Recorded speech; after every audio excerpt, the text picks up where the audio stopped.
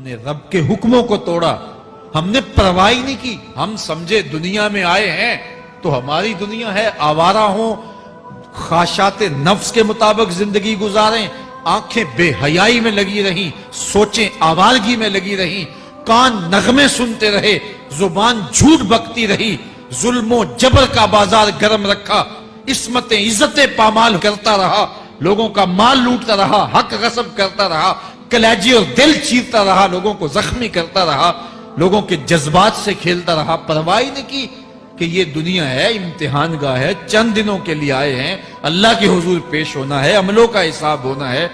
اب جب وہ دیکھیں گے کہ ہمارے ساتھ کیا ہونے والا ہے تو ان کے چہرے پہلے بگڑ جائیں گے. کیوں؟ وہ گمان کریں گے کہ ان کی ریڑھ کی ہڈی توڑ دی جائے گی. ایسے عذاب آئیں گے جس طرح کسی کی ریڑھ کی ہڈی ٹوٹ جائے تو اس کا چہرہ شگفتہ گلاب تو نہیں ہوتا، اس کا چہرہ جو ہے وہ تو کس قدر مرجھایا ہوا ہوتا ہے. تو اللہ ارشاد فرماتا ہے اس طرح ان کے چہرے ہوں گے. ابھی عذاب آیا نہیں ہے لیکن چہرے پہلے اترے ہوئے ہوں گے، اور جب عذاب کی بھٹی میں ڈالے جائیں گے، اللہ اکبر. اور وہ سخت عذاب، حضور نے جبریل امین سے پوچھا مجھے جہنم کے عذابوں کا ذکر سناؤ. عرض کی حضور سب سے ہلکے عذاب کی کہانی سناتا ہوں، اور وہ یہ کہ جہنمی کے پاؤں میں آگ کا جوتا رکھا جائے گا، باقی پورا بدن اس کا سلامت ہوگا. یہ سب سے ہلکے عذاب کی کیفیت ہے. اب پاؤں میں آگ کا جوتا ہوگا، حدت، گرمی، شدت اتنی ہوگی کہ دماغ پگھل کے ناک اور کانوں کے راستے سے باہر آ جائے گا. پاؤں میں رکھے ہوئے جوتے کی گرمی دماغ کو ایسے چڑھے گی کہ وہ پگھل جائے گا اور ناک اور کانوں کے راستے سے باہر آ جائے گا. تو اللہ کے عذاب کے خوف سے چہرے بگڑ جائیں گے، حالت سلامت نہیں رہے گی. یہ بات ذہن میں رکھیں کہ اللہ جس کو جہنم میں ڈالے گا اس کو اس صورت میں نہیں ڈالے گا. یہ محمدی صورت ہے، یہ شکل اس کی چھین لی جائے گی اور اس کی شکل بڑی کر دی جائے گی. اس کا ایک ایک دانت احد پہاڑ جتنا ہوگا.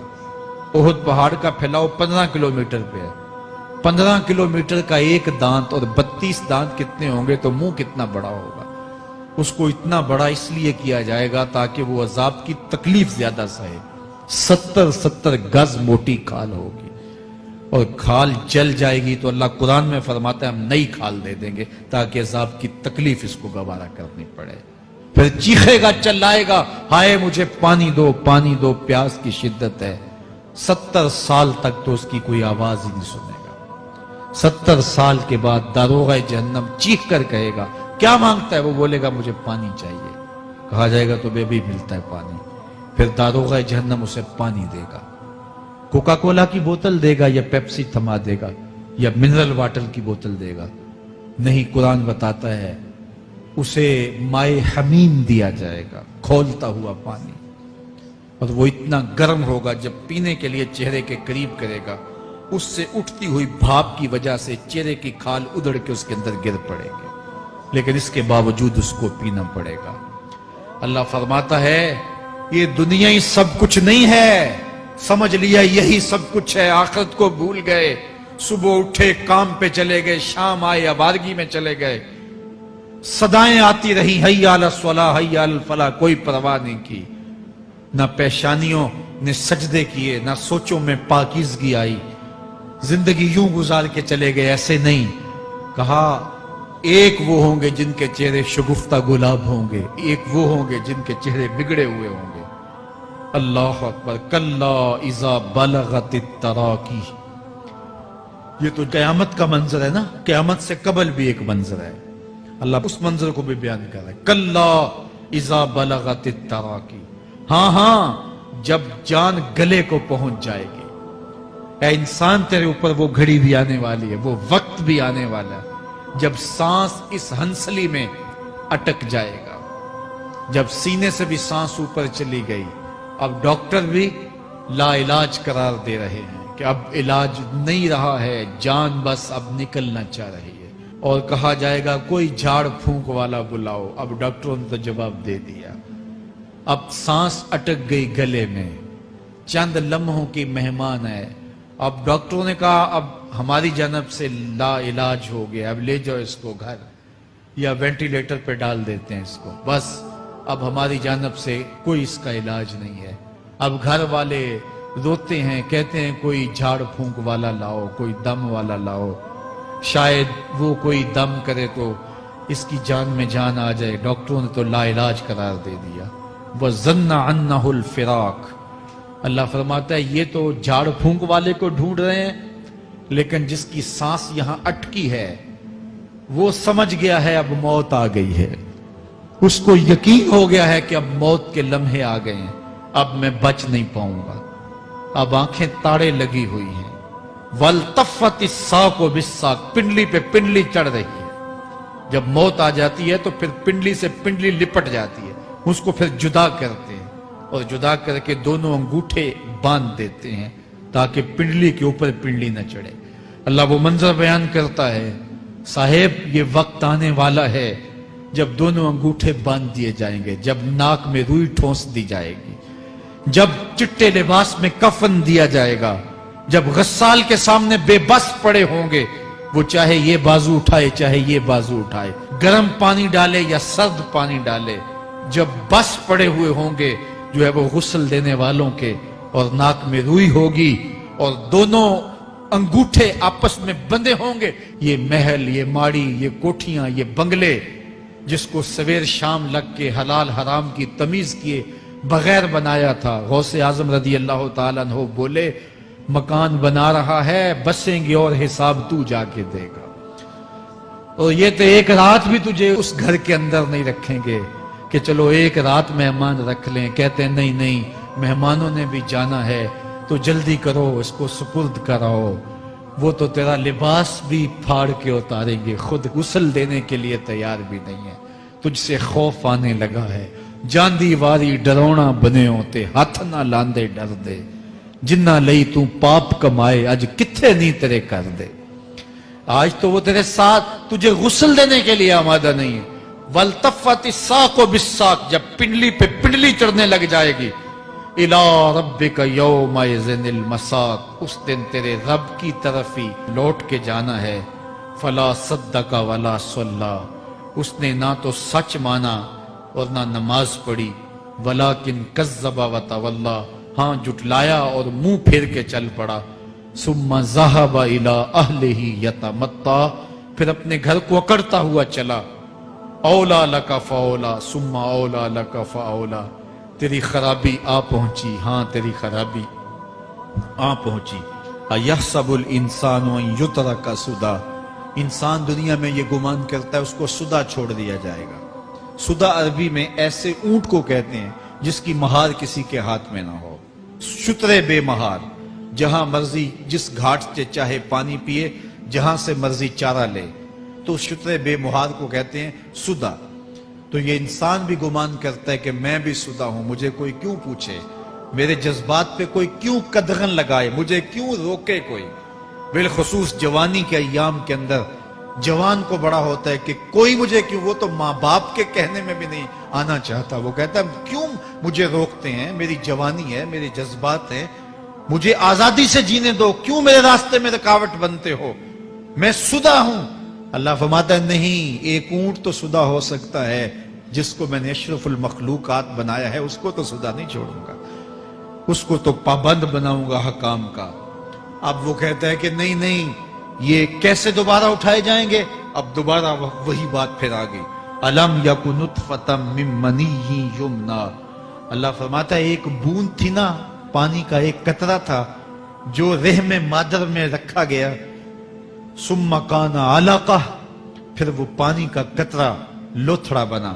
فخلق فسوی, پھر اللہ نے اسے پیدا فرمایا اور پھر ٹھیک ہموار کیا. فجعل منہ الزوجین الذکر والانثی, پھر اس سے وہ جوڑ بنائے, کوئی مرد بنایا کوئی عورت بنائی. کہا اب غور کر, اب تیری آنکھیں دیکھتی ہیں, بجلیاں چمکتی ہیں, تیری زبان کا طوطی بولتا ہے, لوگ اشش کرتے ہیں تیری گفتگو پہ, تیری گفتار پہ صدقے جاتے ہیں, تیرے لہجے کے جمال کو دیکھتے ہیں, تیرے سینے کا زور, تیرے پنجوں کی طاقت, تیری دماغ کی تیزیاں اور تیری سوچوں کے اجالے, تیری زوردار ٹانگیں, تیرے کڑیل بازو اور تیری چوڑی چھاتی اور تیرے گلاب کی پتیوں جیسے ہونٹ، اے انسان یہ سب کچھ کہاں تراشا گیا؟ ماں کے رحم میں، اس تاریکی میں جو 3 پردوں میں تھی۔ تیرا سر تیرے گھٹنوں میں تھا، اور تیرے رب نے وہاں تیرے اندر نسوانیت یا رجولیت کی صلاحیتیں پیدا کی، تیری آنکھوں میں چمک پیدا کی، تیرے کانوں میں نغمے بکھیرے، تیری زبان کے پٹھوں پہ قوت ذائقہ رکھی، تجھے بولنے کی صلاحیت دی، تیرے پنجوں میں زور رکھا۔ آج تو مفتی شہر ہے، آج تو علامۃ الدہر ہے، آج تو قاضی القضات ہے، آج تو منسٹر ہے، آج تو وزیر اعظم ہے، آج تو پہلوان ہے، آج تو شہزادہ ہے، آج تو بادشاہ ہے، آج تو زوراور ہے، آج تیری طاقت کے کیا کہنے۔ آج شیروں کو تو نچا لیتا ہے، ہاتھیوں کو تو بٹھا لیتا ہے، آج تو بڑا زوراور گھڑ سوار ہے، آج تیری طاقت کے کیا کہنے۔ تو کشتی کرتا ہے، زمانہ دیکھنے آتا ہے، آج تیری طاقت کے شوہرے ہیں، تیری عظمت کے تنتنے ہیں، لیکن انسان تو ایک ناپاک قطرہ تھا اور رحم مادر میں تھا۔ تیرے اندر یہ رنگ کس نے بھرے؟ تیرے کانوں میں نغمے کس نے رکھے؟ تجھے دماغ کی قوتیں کس نے دی؟ زبان کو بولنا کس نے سکھایا؟ آنکھوں میں توانائیاں کس نے رکھی؟ تیری زبان کا طوطی بولتا ہے، یہ سلیقے کس نے دیے؟ پھر اللہ فرمایا، کتنا زوردار بیان ہے، الیس ذالک بقادر علی ان یحیی الموتى۔ جو ماں کے پیٹ میں ایک نطفے کو ایک خوبصورت انسان بنا سکتا ہے، ہڈیوں کو جوڑ کے دوبارہ انسان نہیں بنا سکتا؟ کیا وہ دوبارہ تجھے کھڑا نہیں کر سکتا اپنے سامنے پیش ہونے کے لیے؟ جس کے حکموں کو تو نے توڑا ہے، جس کے فرامین کا تو نے مذاق اڑایا ہے، کیا وہ اتنا ہی بے بس ہے کہ اپنے حضور تجھے جو ہے وہ کھڑا ہی نہیں کر سکتا ہے؟ جس رب نے تجھے ماں کے شکم میں شکل دی، حضرت شیخ فرید الدین عطار بولتے ہیں، سانے کستی سلاتی می شود، ایسا کاریگر ہے مٹی سے بادشاہ بنا ڈالتا ہے۔ اس نے مٹی سے دارا و سکندر بنائے، اس نے مٹی سے جو ہے وہ رستم و سہراب بنائے، اس نے مٹی سے کیا کیا بنا دیا جو مٹی سے بادشاہ بنا سکتا ہے، جو نطفہ رحم مادر سے جو ہے وہ شکل اور صورت اور رنگ اور جمال بنا دیتا ہے۔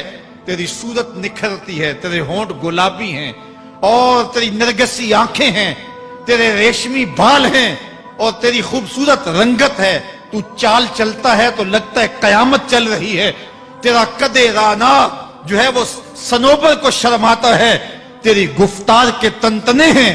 جس نے اتنی خوبصورت شکل ماں کے رحم میں بنائی، کیا وہ ہڈیوں کو جوڑ کے دوبارہ انسان نہیں بنا سکتا؟ وہ دوبارہ انسان بنائے گا اور پھر تجھے اپنے حضور کھڑا کرے گا۔ اور ایک حدیث میں آتا ہے، اللہ بندے کو اپنے حضور کھڑا کرنے کے بعد اپنے سامنے سے ہٹنے نہیں دے گا جب تک 5 سوال نہیں پوچھ لے گا۔ ان عمرہ ہی فیما افنا ہو، اس کی عمر کے بارے میں پوچھے گا، کہاں ضائع کی؟ میں نے تجھے زندگی دی، 60 سال 70 سال 40 سال 50 سال، اس زندگی کو کہاں گزار کے آیا ہے؟ ان شباب ہی فیما ابلا ہو، اس کی جوانی کے بارے میں پوچھا جائے گا، جوانی کہاں گزار کے آیا ہے؟ مجنوں تو نہیں بنا رہا، خواہشات کا اسیر تو نہیں ہو گیا، دیوانوں کی طرح زندگی تو نہیں گزار کے آ گیا؟ تیری جوانی کسی چوک میں تو نہیں گزری، تیری جوانی آوارگی میں تو نہیں گزری، ساری رات سوشل میڈیا کے اوپر گندگی اور غلاظتیں تو نہیں دیکھتا رہا؟ تیری زندگی گزری کہاں ہے؟ تیری جوانی گزری کہاں ہے؟ اگر کوئی جواب نہ ہوا تو پھر کیا جواب دے گا؟ اور وہ کتنا خوش نصیب ہوگا جو کہے گا، مالک میری جوانی سجدوں میں گزری، میری جوانی قیام میں گزری، میری جوانی رکوع میں گزری۔ میرے حضور فرماتے ہیں، سبعۃ یظلھم اللہ فی ظلہ یوم لا ظل الا ظلہ، 7 اشخاص ایسے ہیں قیامت کے دن جب کوئی سایہ نہیں ہوگا، اللہ ان 7 کو اپنے عرش کا سایہ دے گا۔ ان میں سے دوسرا شخص میرے حضور نے بیان فرمایا، وشاب نشأ فی عبادت اللہ، وہ جوان جس کی جوانی اللہ کی عبادت میں گزری۔ جوانوں، اپنی زندگی کو مالک کی دہلیز پہ لے آؤ، जवानी वही है जो मालिक की चौखट पे गुजरे। अपने दिल का ताल्लुक जोड़ो, इश्क करना है तो फिर आमना के लाल से करो। मोहब्बत का रिश्ता उनसे जोड़ो, ताल्लुक का रब्त उनसे कायम करो। जवानी को दीन की राह पे डालो। अल्लाह अकबर। सुनो मेरे हुजूर का फरमान, आना हबीबुल्लाह, मैं अल्लाह का हबीब हूं। फिर फरमाया अश्शाबुत ताइबु हबीबुल्लाह, जो जवान जवानी में तौबा करे वो भी अल्लाह का हबीब है। आओ अल्लाह के हबीब बन जाओ, अल्लाह के हबीब बन जाओ, अल्लाह के हबीब बन जाओ, अल्लाह के महबूब बन जाओ। लैलतुल कदर की घड़ियां हैं, रात का पिछला पहर है। अल्लाह के हुजूर ये अहद करके उठो, मालिक जो जिंदगी गुजर गई, आइंदा जवानी का एक एक लम्हा तेरे लिए गुजरेगा। जीऊंगा तो तेरे लिए, मरूंगा तो तेरे लिए। मेरी एक एक सांस तेरे नाम वक्फ हुई, मेरी जिंदगी की एक एक साथ तेरे नाम वक्फ हुई। मैं अपना सब कुछ तेरे लिए पेश करता हूं। मेरी जिंदगी का मालिक भी तू है, मेरी मौतो हयात का खालिक और मालिक भी तू है। ये जिंदगी तूने दी, तेरी अमानत है, तेरे हुजूर ही पेश करता हूं। और लैलतुल कदर की घड़ियों में इस अज़म के साथ घरों को लौटो कि अल्लाह मेरी जिंदगी का एक एक लम्हा तेरे नाम हुआ, आने वाले मौसम तेरे नाम हुए, मेरी जवानी तेरे नाम हुई, मेरे आंसू तेरे नाम हुए, मेरी पेशानी तेरे नाम हुई, मेरे दिल की धड़कन तेरे नाम हुई, मेरी सलाहियतें तेरे नाम हुई। मेरी जुबान बोलेगी तो तेरी तस्बीह बोलेगी, तेरे जिक्र के तराने पड़ेगी। मेरे कान सुनेंगे तो कुरान के नगमे सुनेंगे, मेरी आंखें देखेंगी तो मालिक तेरी कुदरत की निशानियां देखेंगी, तेरे रसूल का रोजा देखेंगी, तेरा काबा देखेंगी। मालिक मेरी जुबान सच्चाई के नूर से मालामाल होगी और मैं सारी जिंदगी तेरे नाम करता हूं। और जब आप अपनी सारी जिंदगी अल्लाह के नाम कर देंगे तो फिर वो पूरी कायनात तुम्हारे नाम कर देगा। कि मोहम्मद से वफा तूने तो हम तेरे हैं, ये जहां चीज है क्या लौहो कलम तेरे हैं। अल्लाह आप सबको अपनी पनाह में, अमान में और हिफाजतों के साथ में